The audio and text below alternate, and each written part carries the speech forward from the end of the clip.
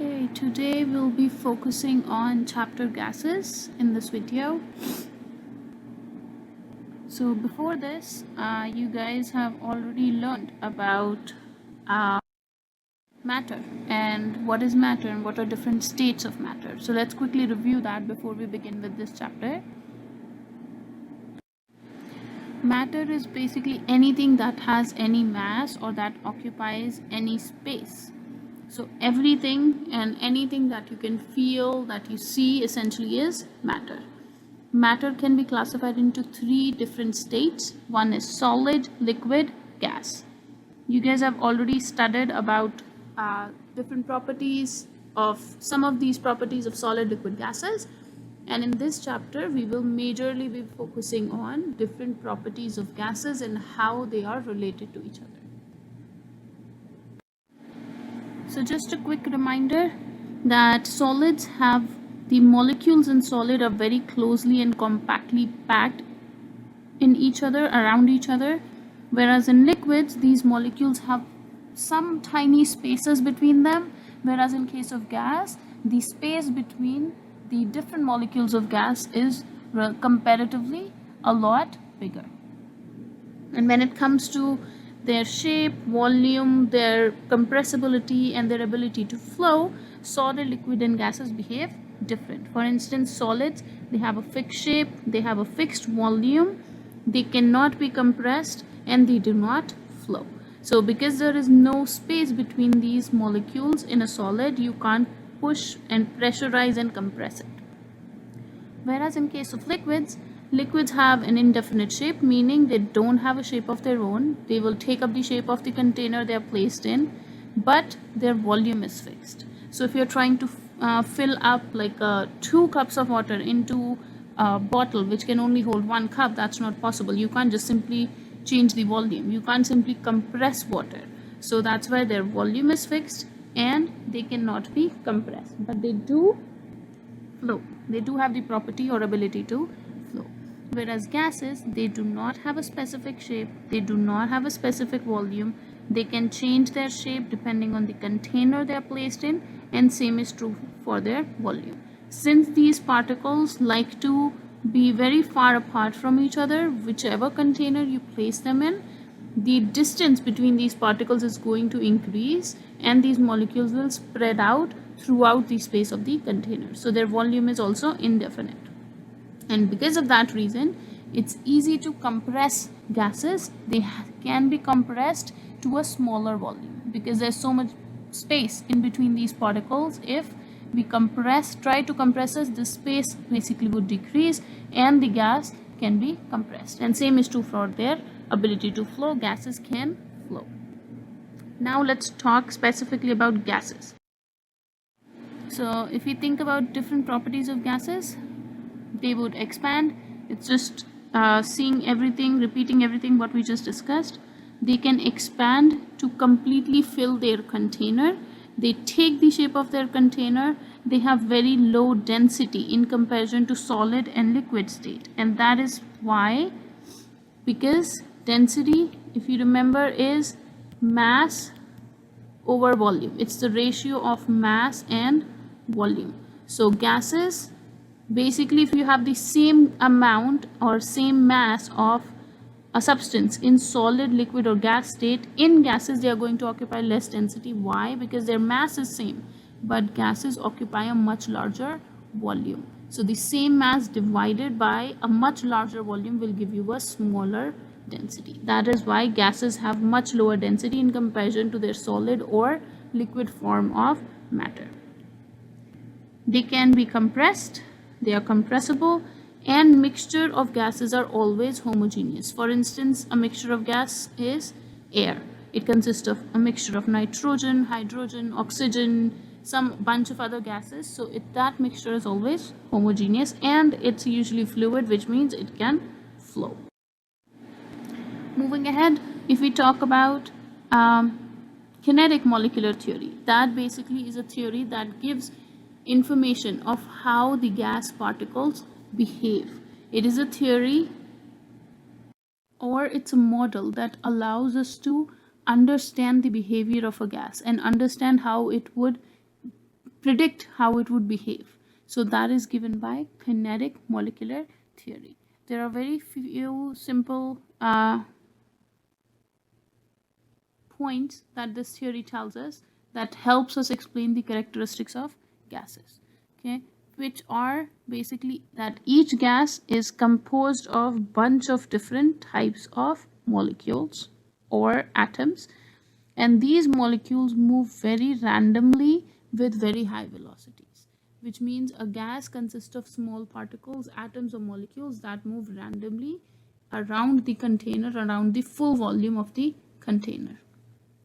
Next, it tells us that the attractive force that is found between the particles of a gas is usually very small. So the force of attraction is really small, which means these particles are, the force of attraction to keep them together is really small. So they don't like to be closer to each other. Instead, they like to stay apart from each other. The actual volume occupied by the gas molecule is extremely small compared to the volume that the gas occupies. So basically you can think of this, if you have these 5-6 molecules of gases and we put them together, they would probably fit into a space which is really tiny. Something like this.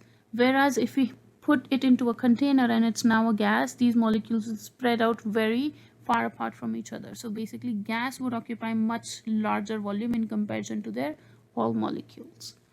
Next thing this theory tells us is that gas particles are always moving very rapidly. They are in constant motion and they are moving very fast around this container. The next thing this tells us is that the average kinetic energy of gas molecule is proportional to the Kelvin temperature. So we already know that temperature is an indicator of the energy, kinetic energy that is possessed by molecules. Higher the temperature, higher would be the kinetic energy. And in case of gases, whenever we talk about temperature, we usually talk about temperature in terms of or in units of Kelvin. So this theory also tells us the same thing, that the temperature is directly proportional to average kinetic energy of the molecule. That means higher the temperature, more kinetic energy the molecules have, the faster the particles are going to move around in their space. Next, whenever these molecules are in motion, they collide with each other. They also collide with the wall of the container or the surface of the container. And when they do that, they exert some kind of force or they exert some pressure on this container, and that pressure is basically called as the pressure of the gas. So every gas is going to exert some pressure when the molecules collide with the surface or the wall of the container, and those are basically all the properties or the behavior that is given by this model of kinetic molecular theory. Okay. Now moving on, talk about what are different properties of gas that can help you predict the behavior of the gas. The 4 major properties of a gas that can help us predict its behavior are pressure, volume, temperature, and the amount of the gas. So pressure of the gas, volume of the gas, temperature of a gas, and the amount of the gas basically dictates all the characteristics of a gas. Now let's take a look at all these properties separately. Pressure. What is pressure? By definition, whenever gas particles are moving around in a container, they collide with the surface of the container. And whenever they collide with the surface of container, they exert some force on the container, and this force per unit area is defined as pressure. Now, pressure of a gas can have multiple units.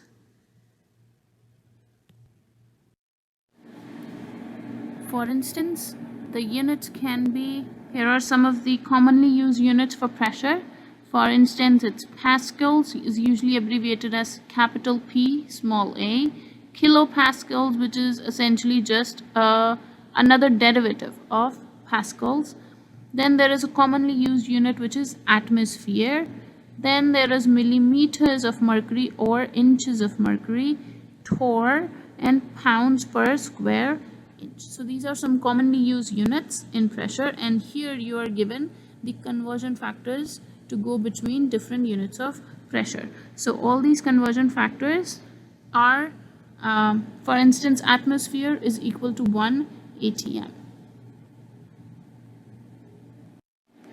and that is commonly said so. Why? Because the atmosphere above the earth is basically, we only have one atmosphere above earth, and that atmosphere is exerting pressure on earth. So that pressure is usually regarded as 1 atm, and pascals is equal to 101325 atm. So basically you can regard this as 1 pascal is equal to these many atm.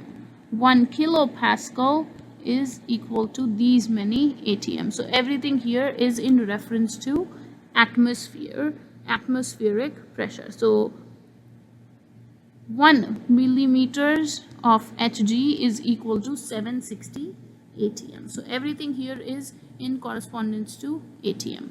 1 inch of mercury is 29.92 atm. 1 torr is equal to 760 atm, and 1 psi is equal to 14.7 atm. So this here, everything is in reference to atmospheric pressure. So if you need to convert between any of these units, you could use these conversion factors. Now, how do we actually measure the pressure? So the device that is used to measure pressure is called a barometer. Okay, so what is happening basically on earth? There is pressure which is exerted by the column of air from top of the atmosphere to the surface of the earth, and that is referred to as the atmospheric pressure.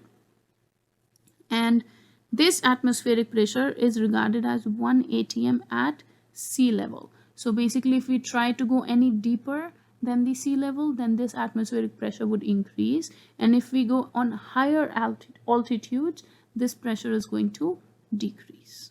Okay, now how does a barometer work in measuring this pressure? Basically, you can assume that if we have this container filled up with mercury, now remember, mercury is a liquid metal, it is really dense. If we fill this up with liquid mercury and then take a very thin capillary tube and invert it into this container, what would happen? The gases that are present in the atmosphere are going to exert pressure on this liquid mercury, which is open to air. And some of this liquid mercury, because of the pressure, is going to rise in this particular tube and reach a certain height. That height, when measured, is 760 millimeters of mercury. That is why another unit of pressure is given in millimeters of Hg. That means how much height of this mercury has risen when the pressure exerted onto liquid mercury is 1 atm. Okay, so barometer basically is a device that can be used to measure the pressure exerted by gases in atmosphere, and this indicates the atmospheric pressure as the height in millimeters of mercury column. Okay, all right, the next property is volume. You guys already are aware of volume from the previous chapters. What is volume? It's basically how much space is occupied by a substance, and in this case we are talking about gas, so the amount of space occupied by a gas would be referred to as its volume. Volume can be, the common units for volume of a gas can be liters, cubic centimeters, or milliliters.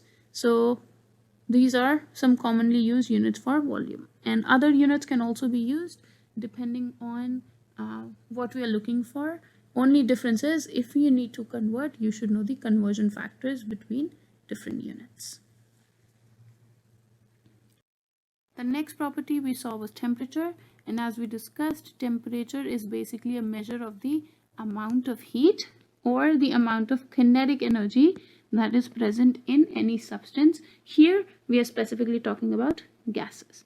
Higher the temperature, faster the particles move because they have more energy. This temperature can be measured in different units. Remember, they can be measured in Fahrenheit, degree Celsius, or Kelvin. The important thing here is that whenever you're dealing with gases, always the unit of temperature that you would be using is Kelvin. Whenever you're working with gases, the only temperature that would help you predict the behavior of gas is if you work in temperatures of Kelvin. So here are the conversion factor that can be used to go from Kelvin to degree Celsius or degree Celsius to Kelvin. And if your temperature is given to you in Fahrenheit, basically you need to convert Fahrenheit into degree Celsius using this conversion factor, and then you can use the next conversion factor to go from degree Celsius to Kelvin. The important thing is to remember that the temperature that you're going to use, the unit of temperature in whenever working with gases should be Kelvin. Alright, and the last property was the behavior of a gas would depend on how much gas we have. So the amount of gas, like we have discussed previously, the amount of gas is measured in moles. Any amount of substance in chemistry, the most commonly used unit would be moles.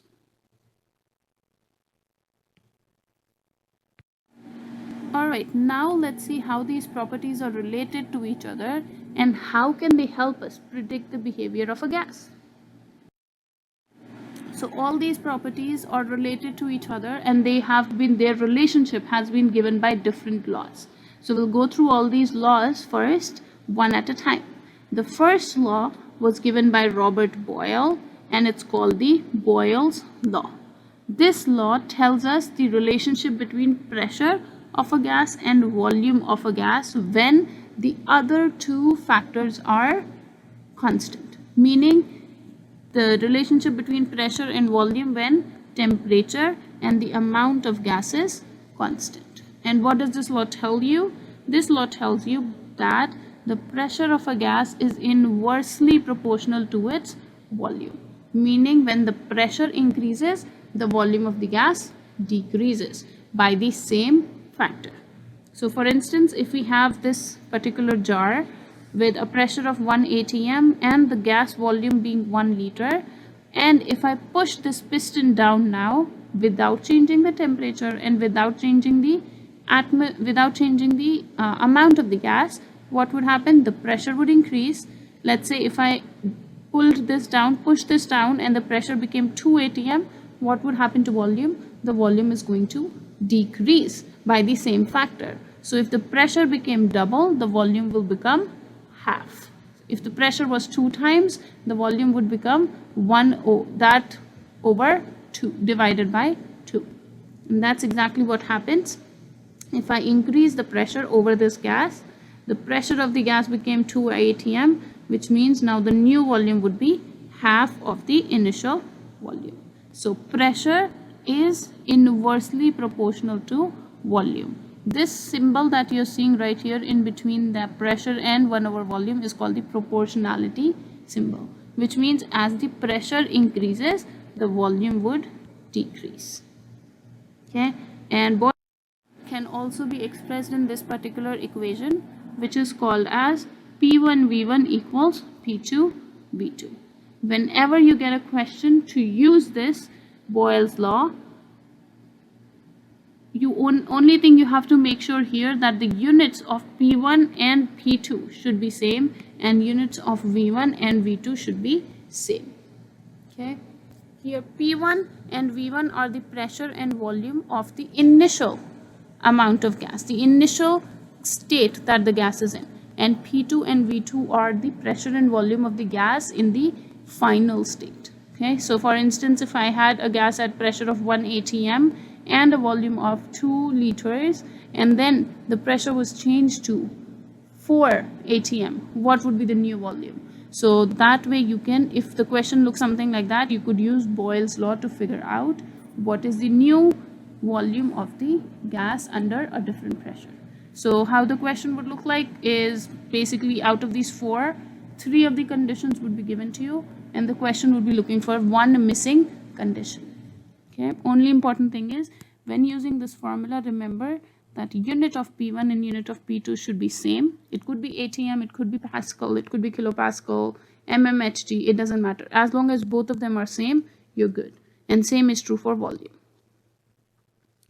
Okay, now if you were to make a plot of pressure versus volume, you know that if at pressure P1, which is a very high pressure, the volume is V1, and now I decrease the pressure to P2, meaning what would happen if I decrease the pressure? This volume would increase to V2. Therefore, your graph would look something like this. It would be more like a curve. Pressure and volume are inversely proportional. If I increase the pressure from P2 to P1, volume decreased.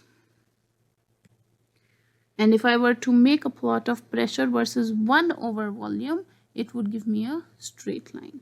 Why? Because when I increase the pressure, what would happen to volume? Volume would decrease, but 1 over volume would increase. So let's say if this was my initial pressure and initial 1 over V, I increase the pressure. So pressure is high and volume is lower, but 1 over volume is also high. Therefore, my graph would look like a straight line. So these are the graphs for Boyle's law. Let's look at the next law. The next law was given by Charles. Therefore, it's called Charles' law. This law tells us the relationship between temperature and the volume of a gas when pressure is constant and amount of gas is constant. Okay, so out of the 4 properties, 2 of them are changing, whereas the other 2 are always constant. Okay, so if you think about this question, if we are not changing the amount of the gas and we are not changing the pressure of the gas, what would happen to a balloon, the volume of the balloon, if we increase the temperature of the gas? As we increase the temperature, gas is going to expand. The molecules are going to go away from each other, separate more from each other, and that's why volume is going to increase. So this law basically states that volume of a gas is directly proportional to temperature, meaning if the temperature is increased, the volume will increase by the same factor. And why is that? Because as we increase the temperature of a gas, now molecules have more kinetic energy, so they move even faster and they move away from each other. So therefore, the volume of the gas increases. Now, how can we this as a law? This is usually written as V1 over T1 equals V2 over T2, where V1 and T1 are volume and temperature of the initial state of gas, and V2 and T2 are volume and temperature of the final state of the gas. Again, the important thing here is that V1 and V2 should be in the same units of volume. T1 and T2 should be in the same units of temperature. And the next very crucial thing here is that remember to use temperature here in Kelvin. Temperature should always be in Kelvin. How would the graph look like for this? As the temperature, as assuming this is the temperature, this is the volume. As the temperature has increased, the volume has also increased. As we increase the temperature, volume also increases. Therefore, the graph looks like a straight line. Okay, moving ahead, there's the next law, which is called the combined gas law. Combined gas law, just like the name states, if now I combine the Boyle's law and Charles' law together, that would give me combined gas law. This gas law basically can be written in this form. P1V1 over T1 is equal to P2V2 over T2. So you can see that this is a combination of the Boyle's and Charles' law. Boyle's law was P1V1 equal P2V2, and Charles' law was V1 over T1 equals V2 over T2. So this is basically a combination of the two laws. Therefore, it is called combined gas law. And what is constant here? The amount of the gas is constant in this scenario. The next law is called Avogadro's law. It was again given by Avogadro, and this law relates volume of a gas and the amount of the gas, where temperature and the pressure are constant. So if you have more gas, it will occupy more volume. That's exactly what this law tells us. Volume of a gas is directly proportional to the number of gas molecules, meaning as the amount of gas, or as the moles of the gas increases, volume of the gas also increases. Here n, here the small n stands for moles. This is an abbreviation very commonly used for moles. So as the moles increases, the volume of the gas would also increase. And if we were to write this law, it can be written as N1 over V1 equals N2 over V2. So this would be Avogadro's law. The next law is called as ideal gas law. This law is a combination of all the three laws that we saw before, which is Boyle's law, Charles' law, and Avogadro's law.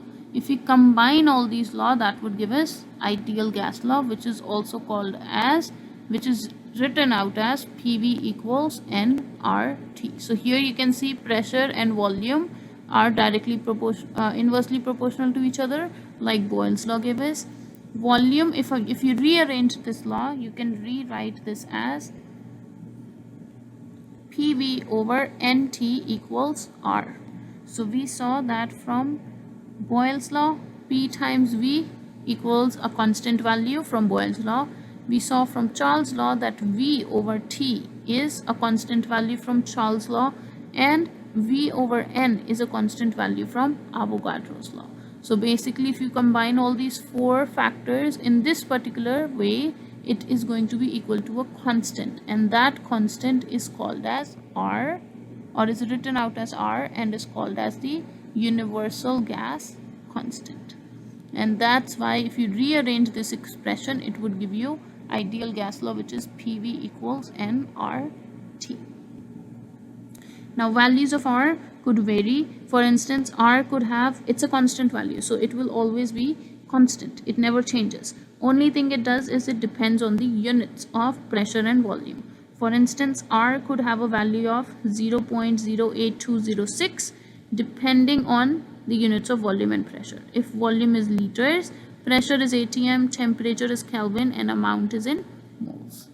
R could also have a value of 8.314 when volume is in liters and pressure is in kilopascals. Temperature is in Kelvin and amount is in moles. So whenever you see a question based on ideal gas law, how would you decide which value of R to use? You are going to look for the units of pressure and volume. If whatever is the unit of pressure and volume, you are going to choose the same unit for R, and therefore it would have either one of these values. Okay, so these are all the gas laws that would help us predict the behavior of gas. Boyle's, Charles, Avogadro's, and ideal gas law. Also combined gas law if needed. Now let's see a few questions. But what is important when you see a question, you should figure out what is given to you and what is the question asking. And then depending on what's given to you, you can figure out which law out of all the laws that we studied, which law you want to use. For instance, let's the first question. The first question says a balloon is put in a bell jar and the pressure is reduced from 782 torr to 0.5 atm. So the question is telling us this is pressure. The pressure is reduced from this. So this is the initial condition given to us, which is P1, to this, which means this is P2. If the volume of the balloon now is 2780 ml, what was it originally? So original volume means the initial volume, so that would be V1. The question is asking what is that, and it's telling us that now the volume is this much, so V2 is 2780 ml. So what is given to us in question? The question is giving us P1 of a gas, P2 of a gas, V1, V2 of a gas, and it's asking for V1. Now, do we know a relationship that relates pressure and volume? Boyle's law. Since the question has not talked about temperature and amount of the gas or moles, we can assume it is constant. Both of those values are constant. So now we can use, to solve for this question, we can use Boyle's law, which is P1 V1 equals P2 V2. We are solving for V1 right here, and what's given to us is P1, P2 and V2. All these three terms are given to us. If we are solving for V1, we need basically V1 on one side of this equal, and everything else should move on to the other side. So P1 has to be moved to the other side. To get rid of P1 here, since P1 is in multiplication of V1, if I divide this expression by P1, P1 and P1 will get cancelled. So I'm left with V1. But I cannot simply divide by P1 on one side of the equal. I have to do it on both sides of equal. So that would give me V1 is P2 V2 over P1. Now let's see if everything's given. P1 is given, what is the unit? Torr. P2 is given, what is the unit? ATM. Both the units of pressure are different, which means I have to convert them to same unit. You can convert torr to ATM or ATM to torr, does not matter. As long as both the units of pressure are same, we are okay. So now I will try to convert torr into ATM. You could also do the ATM into torr, doesn't matter. The conversion factor for that is given to you in the previous slide, which is 1 ATM equals 760 torr. So I will use this conversion factor to convert torr into ATM. How do I do that? I'll start with what's given, which is 782 torr. To cancel torr, I will divide by torr, multiply by ATM. 1 ATM from here is 760 torr, so 760 torr. Torr and torr got cancelled. My final P is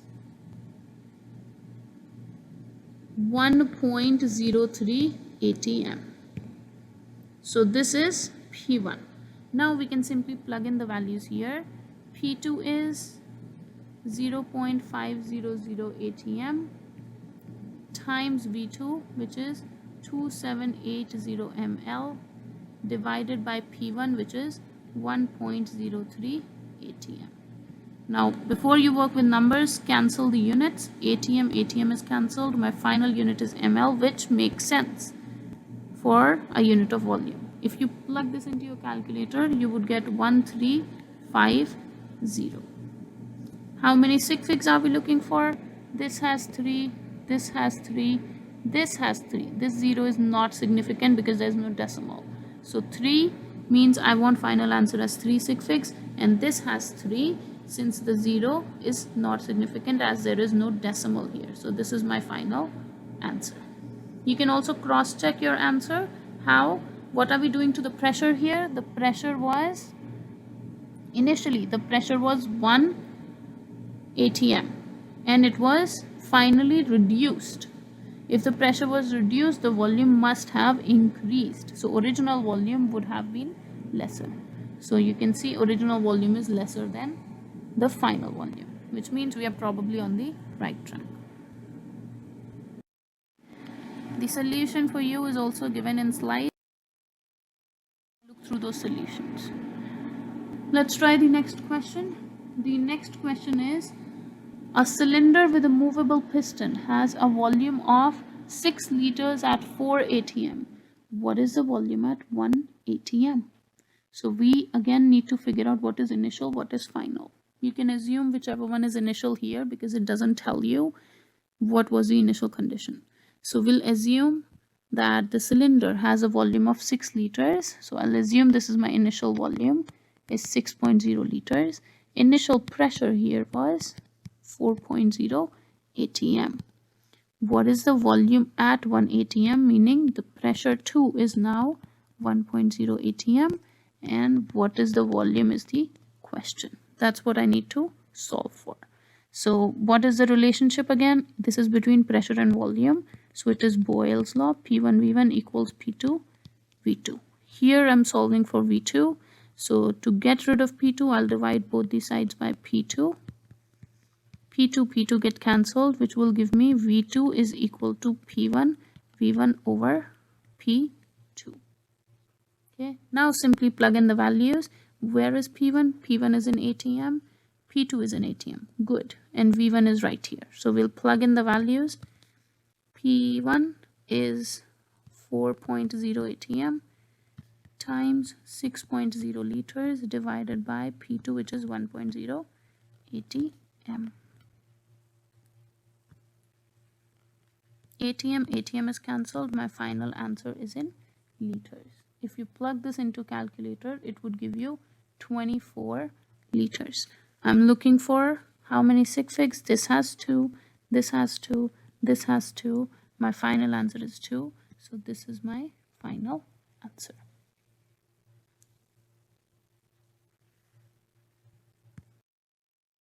Okay, the next question is right here.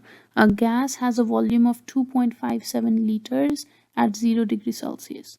What was the temperature at 2.80 liters? So what's given to us is the volume of a gas at 0 degrees Celsius. So I will assume this is my initial volume. So initial volume is given to me as 2.57 liters. What's given to me is temperature right here. So initial temperature, meaning T1, is 0 degree Celsius. What was the temperature at 2.80 liter? Liter means this is volume. So this is the final volume, 2.80 liters. The question is, what is T2?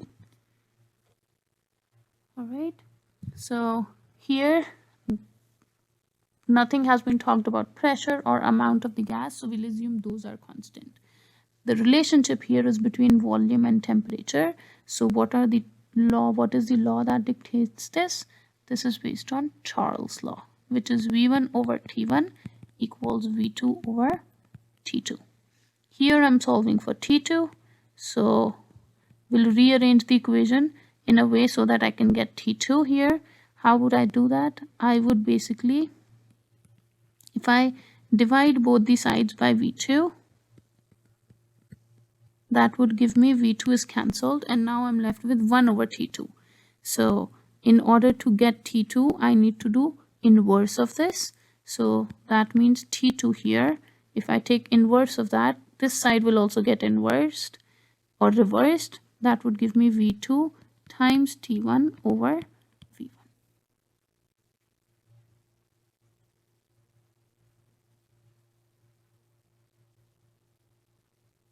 Okay. So now we can simply plug these values into our calculator. Do we have V2 given to us? Yes, it is in liters. V1 is also in liters, so we are good. But T1 here is in degrees Celsius. Remember, temperature always has to be in Kelvin. So I will have to convert this temperature to Kelvin. What is the conversion factor? Temperature in Kelvin is equal to temperature in degrees Celsius plus 273. So whatever is the temperature in degrees Celsius, add 273 to that. So 0 plus 273 will give me 273 Kelvin. So if I plug this now into this equation, T2 will be V2, which is 2.80 liters, times T1, which is 273 Kelvin, divided by V1, which is that would be 2.57 liters. So here liters and liters will get cancelled. Our final answer is in Kelvin, which is a unit for temperature. Now let's plug all of these values into calculator. That would be 2.80 times 273 divided by 2.57, which is 297.43 Kelvin. Now how many sig figs am I looking for? 1, 2, 3, 1, 2, 3. So that would give me my final answer as 1, 2, 3, which is 297 Kelvin. All right, so that is our final answer for temperature.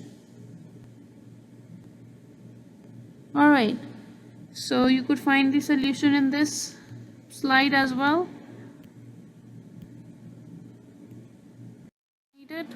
Let's continue to the next question.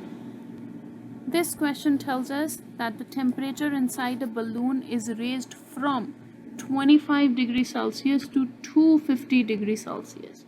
So basically this was my initial temperature. T1 was 25.0 degrees Celsius. T2 is 250 degrees Celsius. If the volume of cold air was 10 liters, what is the volume of hot air? So cold air would be this, which means it's talking about if this is 1, volume would also have to be 1. V1 is, I would rewrite it here. V1 is 10.0 liters. The question is asking what is V2. So again, this is based on a relationship between volume and temperature. There is no pressure, there is no amount of gas, which means we can use Charles' law. V1 over T1 is V1 over T1 is equal to V2 over T2.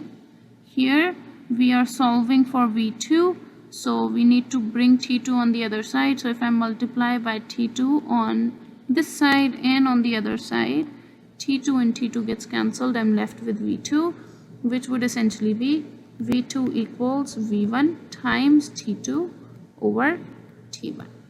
V1 is given to us in question. T1 is given to us in question. T2 is given to us in question. But both the units are in degrees Celsius. So I will be adding 273 to each of them to get my final temperature. So this would be 298 Kelvin. And the T2 is going to be 523 Kelvin. Now we simply plug all the values into this equation, which is V1 is 10.0 liters times T2, which is 523 Kelvin, divided by T1, which is 298 Kelvin. Kelvin got cancelled. My final unit is liters, which is a unit for volume. If you plug all this into calculator, it would give you 17.5 liters. I'm looking for 3 sig figs in my final answer. So 3 sig figs from here, 25.0. This is 4, but eventually I want 3 sig figs because of 10 liters, the least amount of sig figs. So this is also 3 sig figs. So this is my final answer. Okay, let's try another question.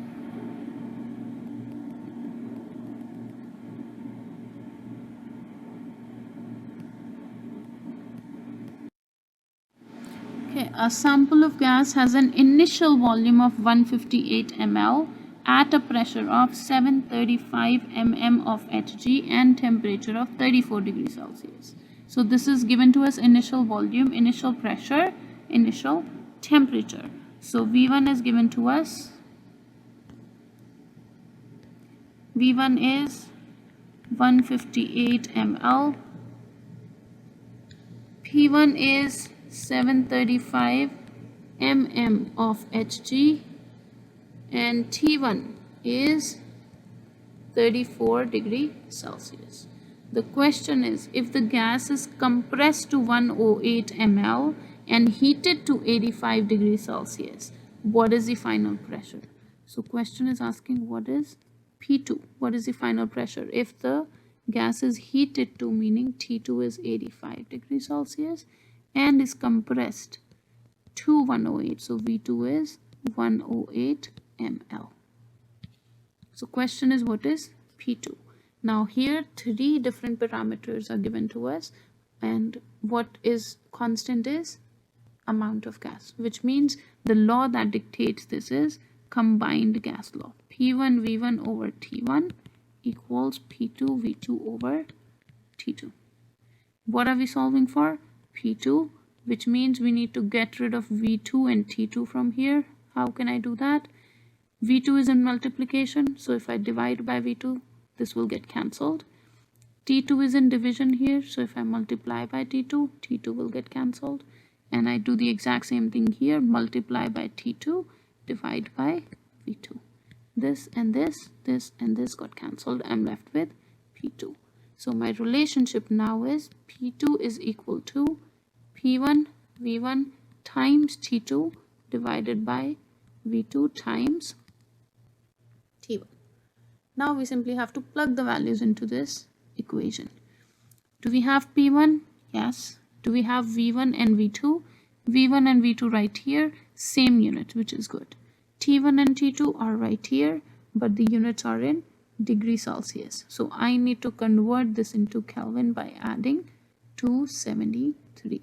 So T1 will become equal to 307 Kelvin and T2 will become equal to 358 Kelvin.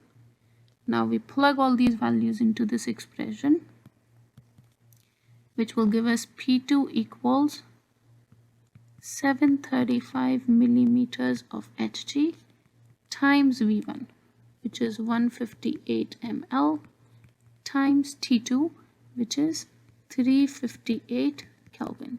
Don't make a mistake when plugging in your numbers. Just look for what exactly you're looking for. I'm looking for T2. T2 is this.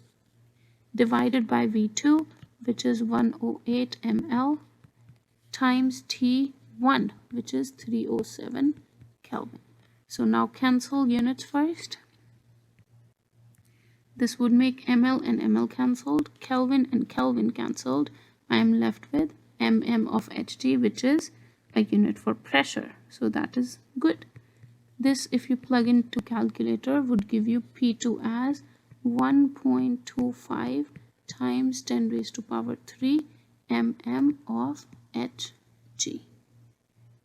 So I'm looking for 3 sig figs. 3 right here. You can see 3, 3, 3. All of these are 3 sig figs. So my final, these are also 3 sig figs. My final answer is 3 sig figs. Okay. Moving on to the next type of question you can expect.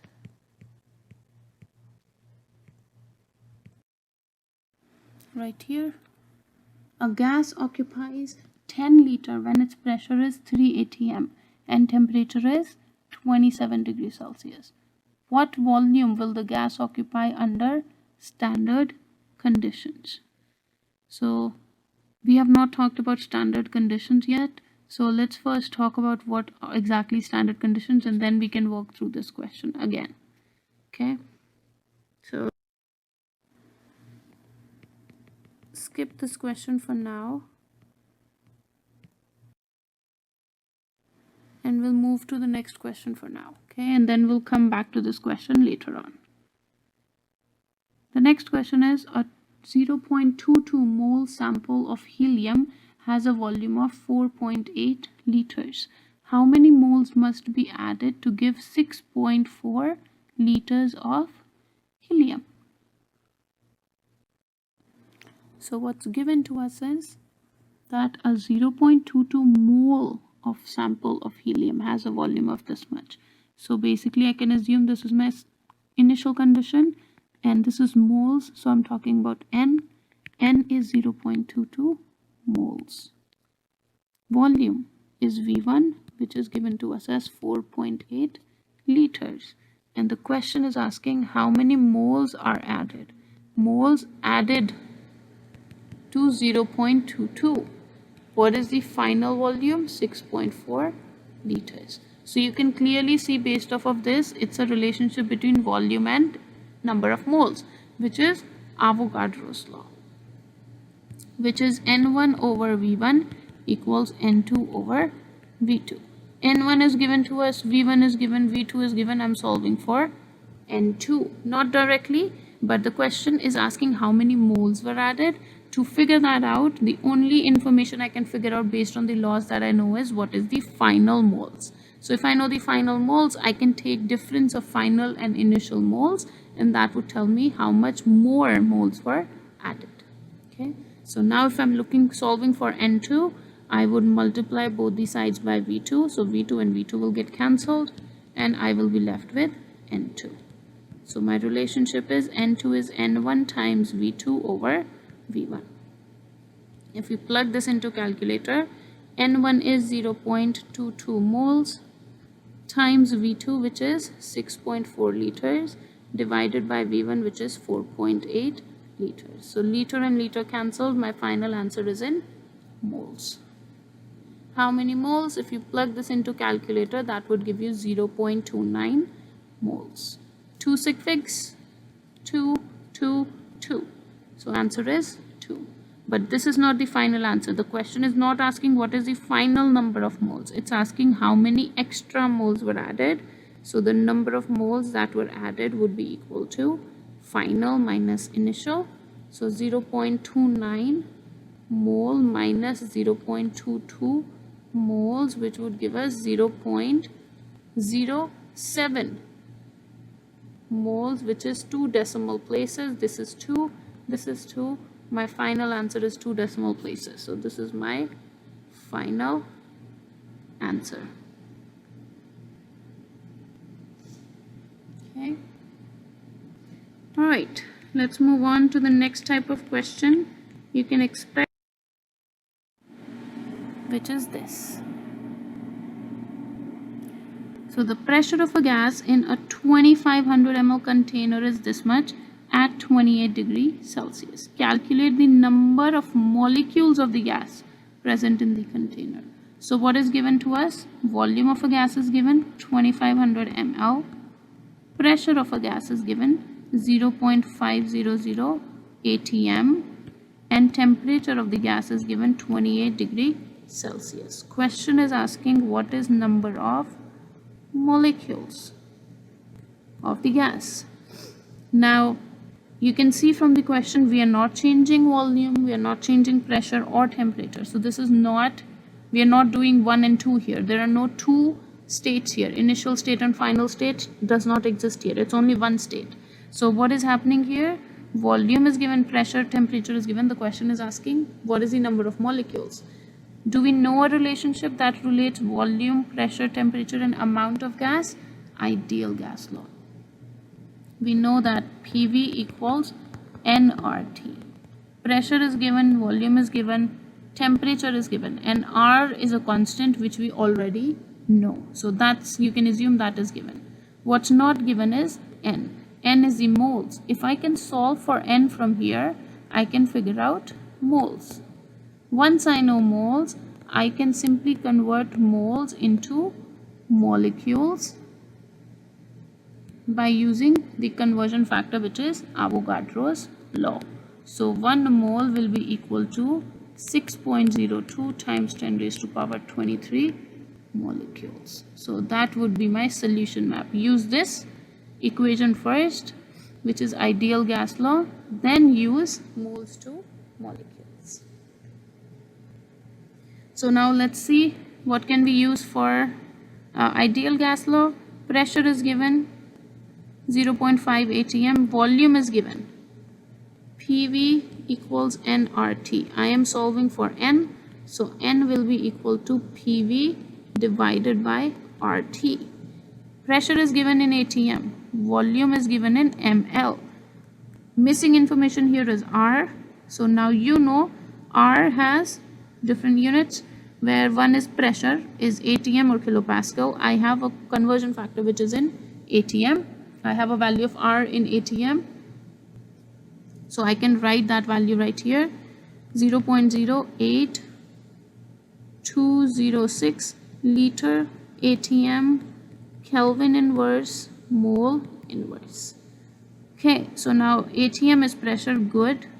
Temperature is degree Celsius. Here temperature is Kelvin. So I need to convert this into Kelvin by adding 273. If you add that, it would give you a temperature of 301 Kelvin. Next, you see volume is in liters. So what's given to me is ml. So I will have to use the conversion factor to go from ml to liters, which is ml is 1000 ml is equal to 1 liter.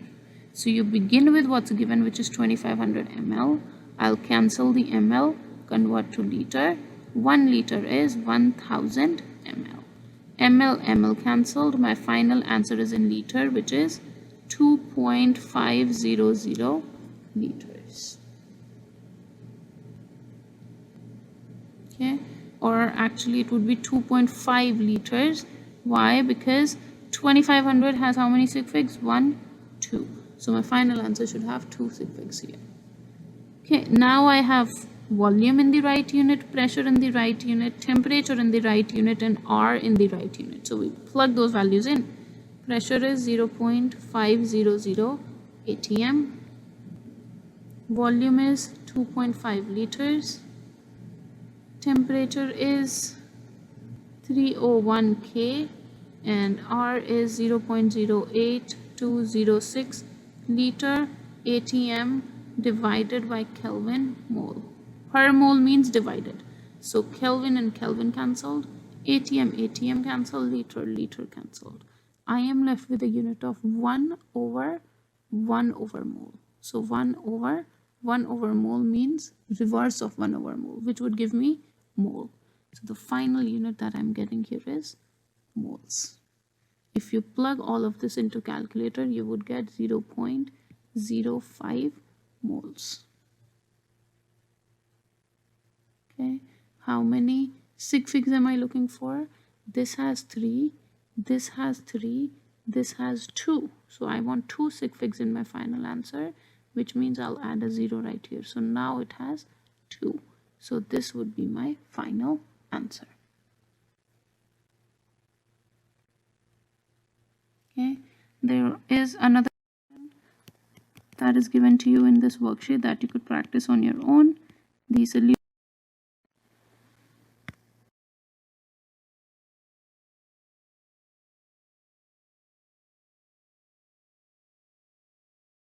which is right here. Calculate the volume occupied by 637 grams of SO2 gas at this much of millimeters of Hg and minus 23 degree Celsius. So let's write what's given to us in question. The question is giving me mass of the gas. It is telling me I have 637 grams of gas. Grams is mass. Then it's giving me millimeters of Hg, which means this is pressure. 6.08 times 10 raised to power 3 millimeters of Hg. Then temperature is given to us minus 23 degrees Celsius, and the question is asking what is volume of the gas. So again, pressure, temperature, volume, they are not changing, so it is not Boyle's, Charles, Avogadro's or combined gas law. Only law that's left is ideal gas law. And what does that law tell us? That law tells us that PV equals nRT. If I need to solve for volume, I need to get, I can rearrange it as nRT over P. Do I have T given to me? Yes. It's degrees Celsius, but I can convert. Do I have P given to me? Yes. Do I have R given to me? R is a constant which is always given. Do I have N given to me? No. So I need to find N. Is there any way from here, the information that is given to me in question, any way can I find N from here? N is number of moles. Yes. How? What's given to me is grams of the gas. And grams of the gas can be converted into moles of the gas. How? The relationship that goes from grams to moles is molar mass. So grams of SO2 to moles of SO2 would be molar mass, which is given to you in question, mm. So 1 mole of SO2 will be 64.07 grams of SO2. If I start with what's given, which is grams, 637 grams. To cancel gram, I divide by grams of SO2, multiply by mole of SO2. Mole is 1, gram is 64.07. Gram and gram is cancelled. I'm left with moles of SO2, which will come out to be 9.94 moles of SO2. Now we can simply plug all the values in here. But first let's see what is the unit of P. P is in mmHg. Pressure is in mm of Hg. The only units of R that we know are either in atm or the pressure is in kilopascals. So what we can do is we'll have to convert the unit of pressure to either one of these. So I'll go with the unit of atm. You can choose whichever unit you want. So let's convert here pressure from mm of Hg to atm.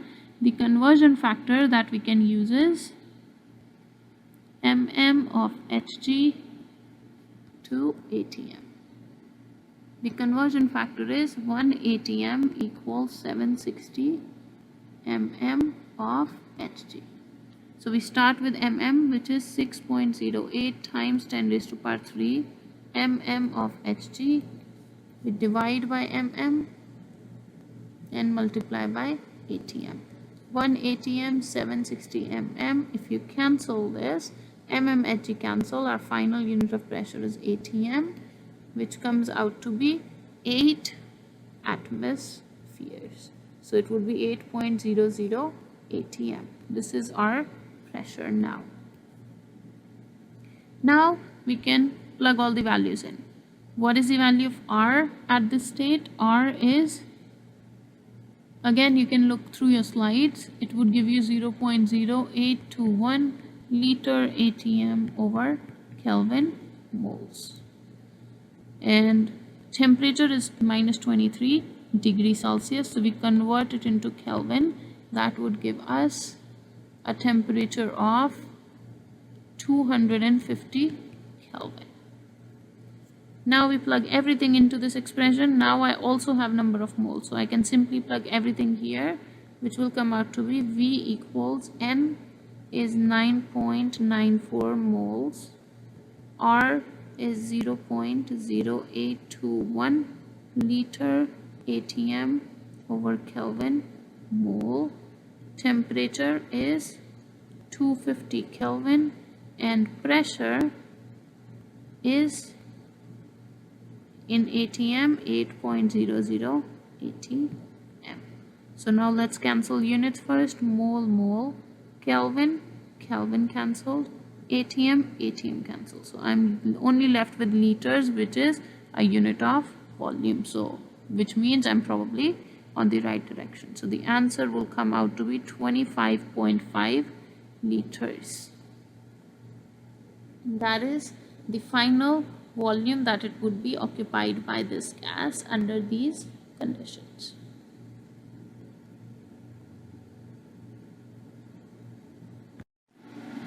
Next, let's move on to the next concept of this chapter, which is the standard temperature and pressure conditions. So there could be multiple temperatures and multiple pressures that are possible. Therefore, scientists came up with a term which is called STP, which stands for standard temperature and pressure.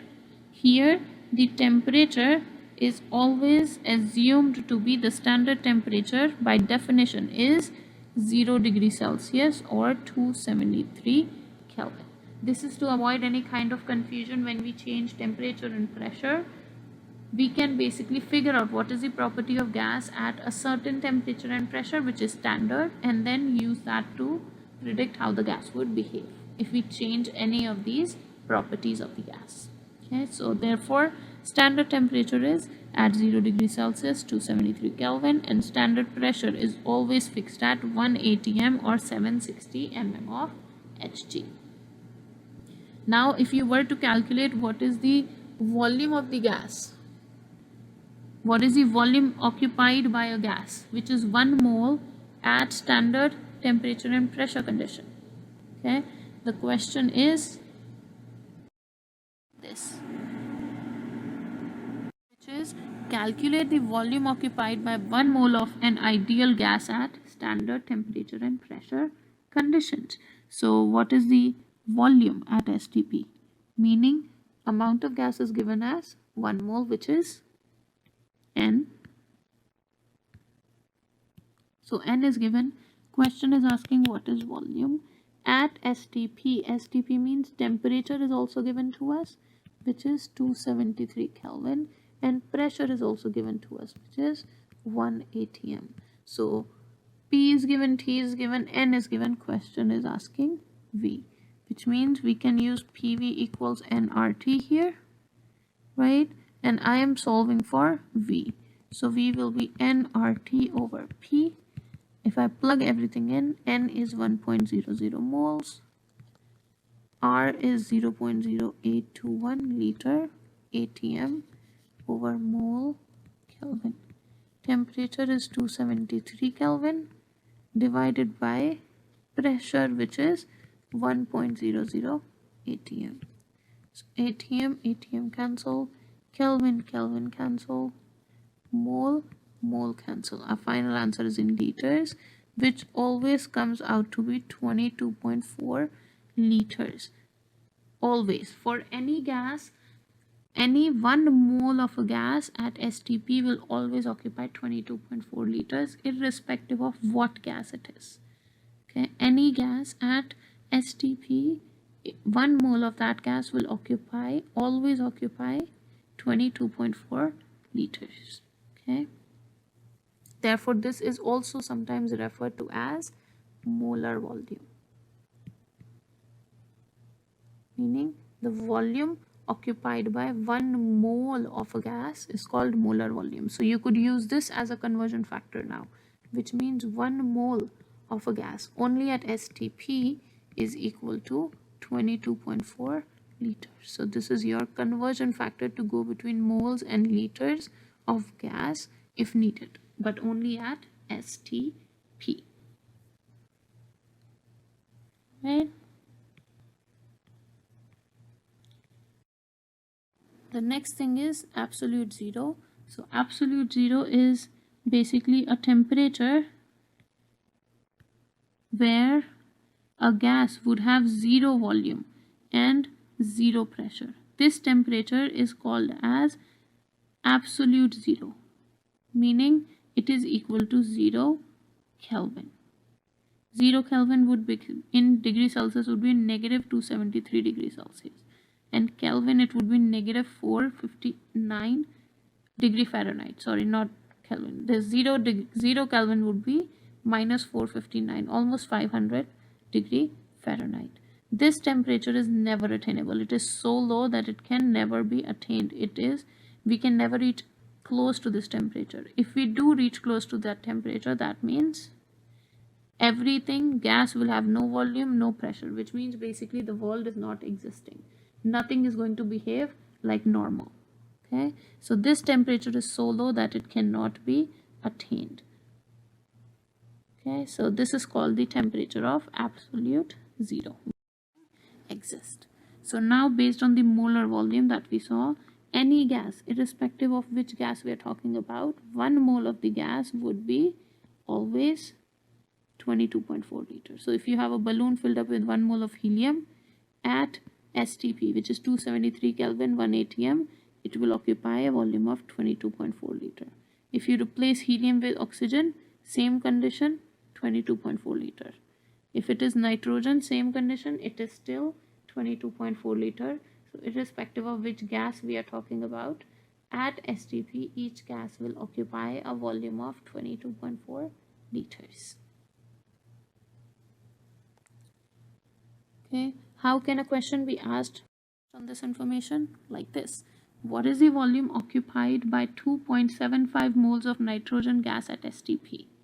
So the question is asking what is the volume occupied by 2.75 moles of nitrogen. So N is given to us, 2.75 moles at STP. One easy way to do this is, we know the relationship. The question is asking to go from moles to volume, which is liters, assuming. Okay, volume, I would assume it is asking it in liters. So one easy relationship now we know is that 1 mole of a gas will always occupy 22.4 liters. So you could use this. We start with what is given, 2.75 moles. To cancel mole, I divide by mole, multiply by liters. 1 mole is 22.4 liters, so mole and mole is cancelled. My final answer is in liters. Okay, one way is that this would give you, if you plug this into your calculator, this would give you 22.4 times 2.75 is 61.6 liters, 36. But another way, if you can't remember this, you could also do PV equals nRT. Here what's given to you is N, R is already known, STP means temperature is 273 and Kelvin, and pressure is 1 atm. So all the values are given except for volume. If you want, you could also use this to figure out the final answer. Okay. What is the volume at STP of 4 gram of CH4? So what is the volume occupied by 4 grams of gas at STP? We know that 1 mole of gas occupies 22.4 liter. So I know that 1 mole of a gas will occupy 22.4 liters of a gas. Okay, but here the question is asking from grams to liters. So what is the conversion factor there? I'll first have to go, only relationship I know right now is from moles to liters. So basically that means I will first have to go from grams of the gas to moles of the gas, and then I can go from moles of the gas to liters of the gas by using this conversion factor. And the conversion factor to go between grams and moles would be molar mass. For molar mass, you look up your periodic table. Carbon is 1 atom, so 12.01 grams of carbon, plus 4 atoms of hydrogen, so 4 times 1.01 grams of hydrogen. If you plug this all into calculator, this would give you 16.05 grams of CH4. Okay, so the conversion factor is 1 mole of CH4 is 16.05 grams. Now we start with what's given, which is 4.00 grams divided by grams multiplied by moles. 1 mole 16.05 gram. Gram cancelled. I am right here with moles. Now I can convert moles to liters by dividing by mole, multiplying by liters. 1 mole 22.4 liters. So now if you plug this into your calculator, your final answer is going to be 4.00 divided by 16.05 times 22.4. I am getting the final answer as 5.582 liters. I am looking for 1, 2, 3 sig figs, which would give me 5.58 liters as my final answer, which is very close to this 5.60. Right.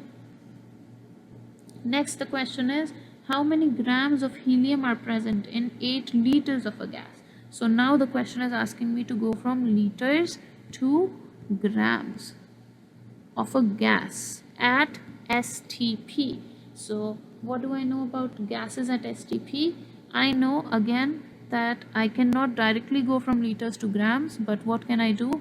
I can simply go from liters to moles, and then I can convert moles to grams. So liters to moles would be, again, 1 mole is equal to 22.4 liters, and mole to grams would be 1 mole is equal to molar mass of helium, which is 4.00 grams. So you could use these conversion factors to go from liters to grams. Okay, and I'll let you guys figure this question out on your own. I've basically drawn the solution map from you. Now you start from liters, cancel the units by using these two conversion factors, and get to grams. The last topic to be covered in this chapter of gases is called Dalton's law of partial pressure. Okay, what does this law tell us? This law essentially tells us that assume you have a balloon filled up with some hydrogen gas, a certain amount of helium, certain amount of nitrogen, certain amount of oxygen gas. What would be the total pressure exerted on the balloon? The total pressure exerted would consist of some pressure exerted by helium, some by nitrogen, some by oxygen, some by hydrogen. So Dalton law tells us that the total pressure exerted by the gas in a mixture is sum of the partial pressures exerted by all the gases that are present in the mixture. So basically, if I have some hydrogen gas there would be some pressure by hydrogen, some pressure by oxygen, and some pressure by nitrogen. So total pressure, T stands here for total. So total pressure exerted by all the gases in there would be a sum of the pressure exerted by individual gases. And that pressure which is exerted by individual gases is referred to as the partial pressure of each gas. So this is partial pressure of hydrogen, partial pressure of oxygen, partial pressure of nitrogen, and the total pressure is sum of all of these. So this is Dalton's law of partial pressures. How would the question look like? Simple, like this. A mixture of helium, neon, and argon has a total pressure of 558 mmHg. So what's given to us is total pressure 558 mm of Hg. If the partial pressure of helium is 341 mmHg, partial pressure of neon is 112 mmHg, determine the partial pressure of argon. Okay, so now we know that total pressure is equal to pressure of argon plus pressure of helium plus pressure of neon. This is given, this is given, this is given. Question is asking for argon. If you rearrange this, you would get pressure of argon as pressure total minus pressure of helium plus pressure of neon. So you simply plug the values in here and figure out what is the pressure of argon. Only important thing here again is that all your units should be same. So you can see everything is in mm of Hg. So we are okay. Plug the values in. So P of argon would be total pressure, which is 558 mm of Hg, minus pressure of helium, which is 341 mm of Hg, plus the pressure of neon, which is 112 mmHg. If you plug these values into calculator, it would give you 105 mm of Hg. Again, 3 sig figs in our final answer is what we are looking for. So this is the final pressure which is exerted by the partial pressure which is exerted by argon gas. And now one last topic that I want to discuss here is about vapor pressure of a gas and its boiling point. So basically any gas, any liquid, if we have a beaker filled up with a liquid, every liquid, and I close this container, at any given temperature, some of this liquid will turn into gas, which is turned into vapor molecules. So most of this will be going to be liquid. Right here, most of them will be liquid, but some of them will convert into vapor. And this vapor, this gas that is present on top of the liquid, will exert some pressure onto this liquid, and this pressure is called as the vapor pressure. Okay, and what is the principle behind a liquid turning into Steam, or the process of boiling, what happens in boiling, basically if there is a liquid right here, it has bunch of molecules, they have some energy, they are moving around. When we heat these molecules, some of these molecules will gain a lot of kinetic energy, and they will try to break all the forces of attractive forces that they have within the molecules, between these different molecules, and it will break away from the liquid and it will turn into vapor. And that is the process of boiling. So now if the vapor pressure is higher on the gas, that means the gas molecules are trying to stay closer. If there is a higher vapor pressure, when would that happen? When a higher vapor pressure, when these gas molecules are very separated from each other. Okay, so if a liquid, if in case of a liquid all these molecules have very weak force of attraction that is keeping them together, that means these molecules will easily turn into gas, and that gas will exert vapor pressure, which means higher the vapor pressure exerted by a liquid, lesser or weaker would be the force of attraction. Okay, lesser force of attraction means lower would be the boiling point. What that means is, if we have a liquid here which has certain molecules that have very weak force of attraction with each other, what would happen? They can easily break apart from each other and turn into gas. And when they turn into gas, that is called the boiling point. The temperature when they turn into gas is called the boiling point. So they can easily get to that temperature and break away. Okay, and when does this happen? When do things start to boil? There is always, if it's an open container, there is always atmospheric pressure being exerted from atmosphere by the air that is present on top. So if the atmosphere is exerting pressure, what that means, that these molecules are being pushed into the liquid, right? But whenever these molecules have enough energy to break apart from or break away from this atmospheric pressure, that is when these liquids start to boil. So whenever the vapor pressure basically becomes at a given temperature becomes equal to the external pressure, meaning 1 atmosphere if it is open to air, that's when things start to boil.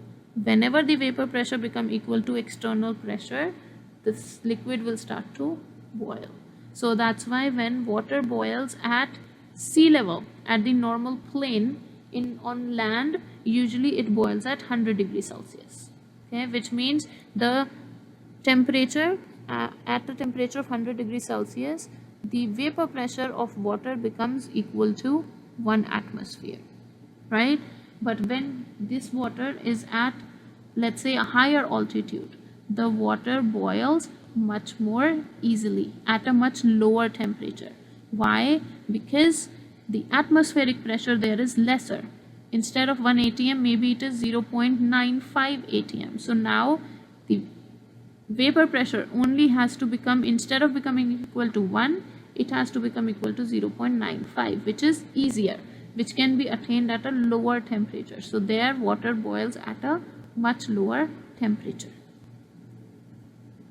right? So that is how vapor pressure is associated. So at higher altitudes, atmospheric pressure is less than or lower than 1 atm. Therefore, boiling of water occurs at a lower temperature than 100 degrees Celsius. So this explains how gases behave, what is vapor pressure,